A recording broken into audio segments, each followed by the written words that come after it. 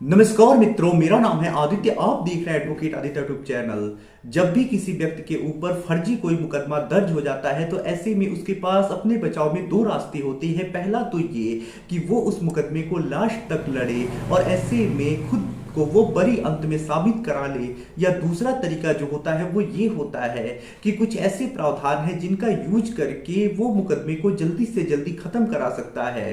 तो मुकदमे को जल्दी से जल्दी खत्म कराने के दो तरीके होते हैं, दो प्रावधान है।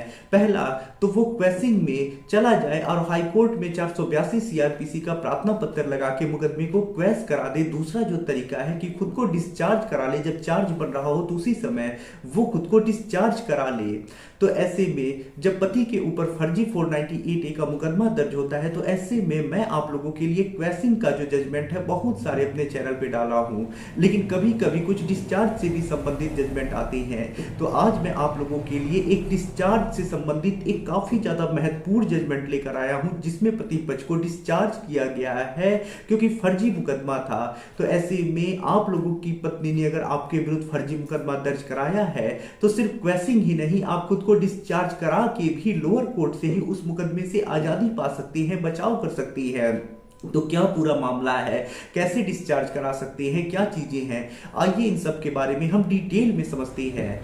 वीडियो में आगे बढ़ने से पहले मैं आपसे कुछ महत्वपूर्ण बिंदुओं पे चर्चा कर लेना चाहता हूं। पहली चीज तो ये कि मेरी एक किताब पब्लिश हुई है जिसका नाम है legal guide for husband in matrimonial cases. अब देखिए, जैसा इस किताब का नाम ही है legal guide for husband in matrimonial cases, वैसा ही इस किताब का उद्देश्य भी है। इस किताब में आपको मैट्रिमोनियल केस जैसे 498A, 125 CrPC, DV act section 9, divorce case, इन सब मुकदमों के संबंध में कैसे प्रक्रिया चलती है, कैसे आप अपना बचाव करेंगे, कैसे ड्राफ्टिंग करनी है, कैसे क्रॉस केस दर्ज कराएंगे, ये सारी चीजें आपको हमारी इस किताब में मिल जाएगी। तो यदि आपको कोई गाइड करने वाला नहीं है और आप फर्जी मैट्रिमोनियल मुकदमा जैसे 498A, 125 सीआरपीसी, डीवी एक्ट लड़ रहे हैं, तो और जानकारी जुटाना चाहते हैं, अपने केस में अपना पक्ष मजबूत करना चाहते हैं, खुद समझना चाहते हैं क्या करना है, कैसे बचना है, कैसे पार्टी के ऊपर दबाव बनाना है, तो ये सारी चीजें आपको हमारी इस किताब में मिल जाएगी। तो यदि आप खुद पढ़ के अपडेट रहना चाहते हैं, समझना चाहते हैं, तो हमारे इस किताब को खरीद लीजिए। किताब का जो मूल्य है वो 600 रुपए है, जिसमें 100 रुपए कोरियर चार्ज है।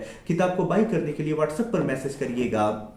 अगली जो महत्वपूर्ण बात है वो ये है कि देखिए, हाई कोर्ट और सुप्रीम कोर्ट के जो लैंडमार्क और लेटेस्ट जजमेंट आती हैं वो काफ़ी ज़्यादा इंपॉर्टेंट होती हैं। यदि जजमेंट में पति को कुछ फायदा मिला होता है और ऐसे में आपका भी मामला सेम वैसा ही होता है, तो आप चाहे तो जो हाई कोर्ट या सुप्रीम कोर्ट का लैंडमार्क जजमेंट है उसका यूज अपने केस में करके खुद के केस में भी फायदा ले सकते हैं।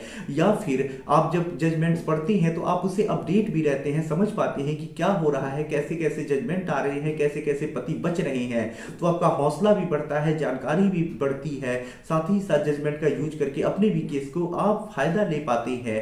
तो यदि आप जजमेंट से अपडेट रहना चाहते हैं तो हमारा एक इसके लिए ग्रुप है, आप उस ग्रुप से जुड़ सकते हैं। जो ग्रुप से जुड़ने का चार्ज है वो 500 रुपए लाइफ टाइम के लिए है। तो एक बार पेमेंट करके आप लाइफ टाइम के लिए हमारे इस ग्रुप में जुड़ सकते हैं। ग्रुप से जुड़ने के लिए व्हाट्सएप नंबर स्क्रीन पे दिखाई दे रहा होगा, उस पर मैसेज करिएगा। अब आइए अपने महत्वपूर्ण जजमेंट के ऊपर हम आते हैं। तो देखिए, आज का जो जजमेंट है वो काफी ज्यादा इंपॉर्टेंट जजमेंट है और ये जजमेंट 498A के फर्जी मुकदमे से डिस्चार्ज होने से संबंधित है। ये जो जजमेंट है वो दिल्ली हाई कोर्ट के द्वारा आया हुआ एक लैंडमार्क जजमेंट है और ये जो जजमेंट है वो Anil Kumar versus state of Delhi के केस में आया है।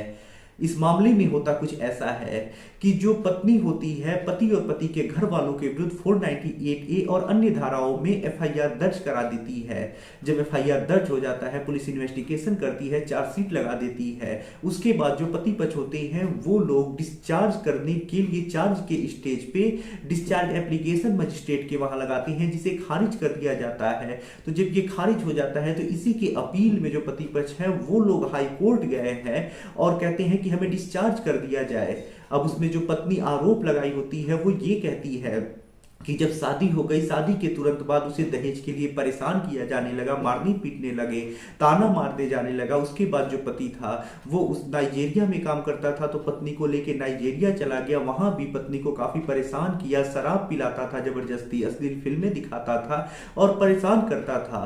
उसके बाद पत्नी दोबारा जब अपने ससुराल आती है तो वहां फिर उसे दहेज के लिए प्रताड़ित किया जाता है, परेशान किया जाता है, मारा पीटा जाता है, उससे घरेलू नौकरानी की तरह से काम कराए जाते हैं। और इन सबसे तंग आके जो पत्नी होती है वो मामला दर्ज कराती है। जो पत्नी ये सब घटनाएं दिखा रही होती है 2009 की घटना दिखाती है, और जो पत्नी होती है 2011 में इसके लिए मामला दर्ज कराती है। तो ऐसे में ये सब जो भी बातें होती हैं हो जाती है। उसके बाद एफआईआर दर्ज हो जाता है 2011 में जब, तो उसके बाद जो कोर्ट होता है उस संज्ञान लेता है मामले का। संज्ञान लेने के बाद जब चार्ज का स्टेज आता है तो चार्ज के स्टेज पे जो पति पक्ष होते हैं वो डिस्चार्ज के लिए मजिस्ट्रेट के वहां कहते हैं, लेकिन मजिस्ट्रेट खारिज कर देते हैं डिस्चार्ज एप्लीकेशन।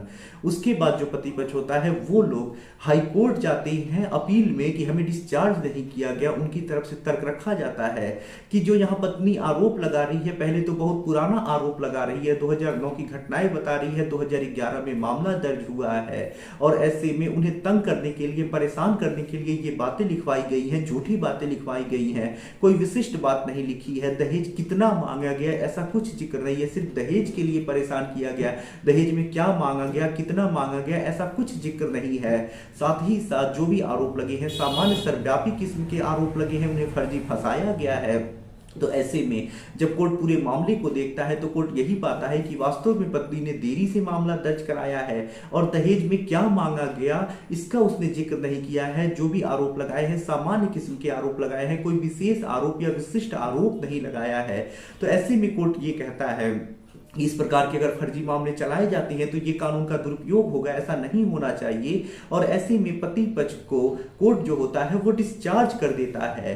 तो अगर आपका भी कुछ ऐसा ही मामला है, पत्नी ने देरी से मामला दर्ज कराया है, या फिर पत्नी कह रही है कि उससे दहेज मांगा गया और उसने लिखवाया नहीं है कि दहेज में क्या मांगा गया, कितनी राशि मांगी गई, क्या क्या चीजें मांगी गई, तो ऐसे में ये भी एक डिस्चार्ज का या क्वेश्चन का आधार बन सकता है। तो अगर आपका कुछ ऐसा ही मामला है तो ऐसे में चाहे तो आप इस आधार पे खुद को डिस्चार्ज करा सकते हैं या क्वेश करा सकते हैं। आपके पास दोनों ऑप्शन है।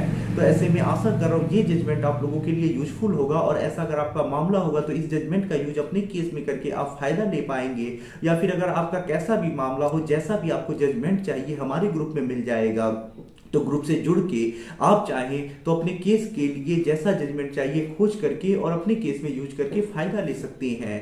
तो आशा कर रहा हूँ वीडियो और जानकारी आपको काफी ज्यादा पसंद आया होगा। यदि आप किसी कानूनी समस्या से परेशान हैं और ऐसे में आप मुझसे फोन पे बात करके अपनी कानूनी समस्या का समाधान प्राप्त करना चाहती हैं तो मेरा व्हाट्सएप नंबर स्क्रीन पे दिखाई दे रहा होगा, जिसपे मैसेज करके अपॉइंटमेंट बुक करा के आप मुझसे कॉल पे बात कर सकती हैं। वीडियो पसंद आया हो तो वीडियो को लाइक करें, अपने दोस्तों के साथ शेयर करें, और यदि आप चैनल पे नए हैं तो चैनल को सब्सक्राइब करके बेल आइकन को दबाएं। मिलते हैं नए वीडियो के साथ अगले दिन, तब तक के लिए जय हिंद, जय भारत।